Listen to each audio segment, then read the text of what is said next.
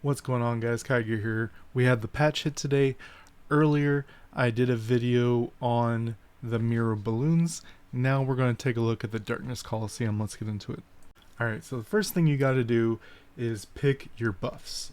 And this is obviously going to depend on what power level you're at, but I'm going to mention the ones that I think are important, as well as ones that are worthwhile to skip.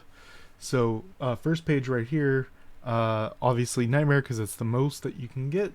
If you can only do hard, go ahead and do hard. That's fine. Challenge time frame, as much HP as you can handle. If you can only handle 15, do 15.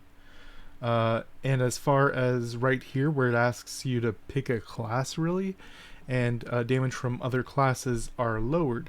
If you followed my class guide, whatever.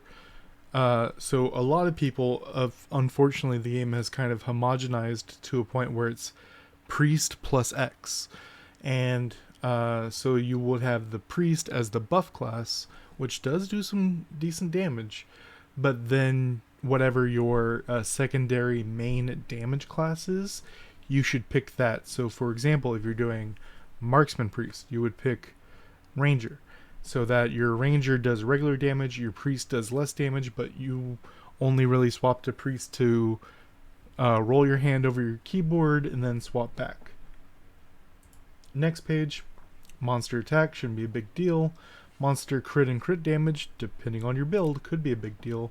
Monster heals 1% per 10 seconds. This is going to depend on you. I suggest skipping the dodge. If you were a big tryhard and it's very close on your server, you can do this and keep resetting until you get good dodge RNG.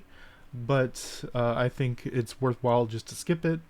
Poison and Berserk.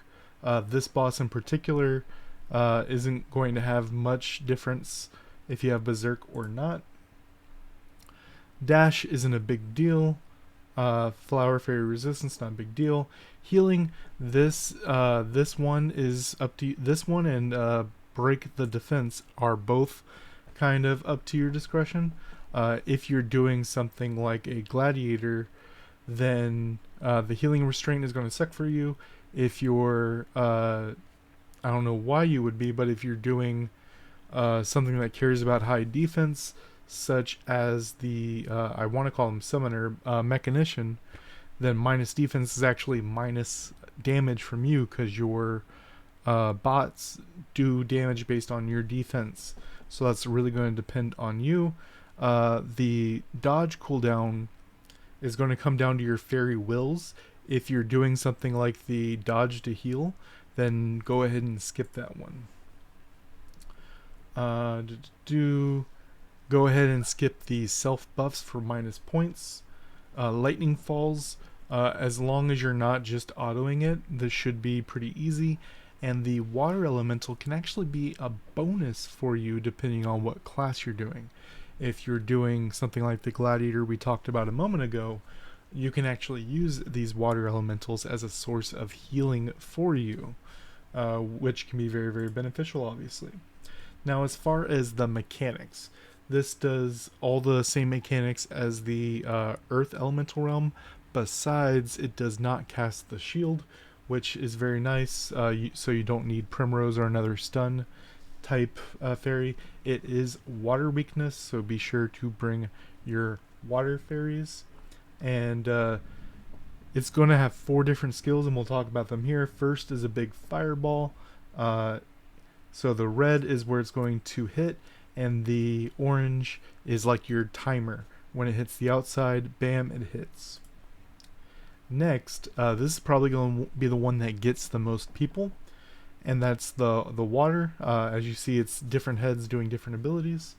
This is a close range check. So what you need to do here is use a dodge to get out of the circle and then let it do its thing, or if you have further range like marksman or something like that, you can hit it from outside the circle, but this is going to be one of the bigger damage skills he has. Then he does this triple stomp. The initial circle hits you, as well as if you are standing on this line when the line is drawn, you can walk over it just fine. But if you are there when it happens, then you do take damage. Last is a teleport ability, and this is about 3 to 4 seconds. I timed it, but lag, ping, things like that. It's about 3 to 4 seconds, and he does a wind up and then he teleports that. Uh, if you are standing there, as far as like this one's pretty easy to ignore, but if you're standing in it, it'll probably, like, if you're not up to par, then this can probably kill you. And as a reminder, this is going to be harder depending on your server. It goes by average server level, which if you go to your character screen, it'll tell you what your average level is. And if you're wondering where you stack up, you can go to the Get Stronger page, CP test, and it will tell you what where you stack up as far as the average of the server and what is kind of expected with your server's boss.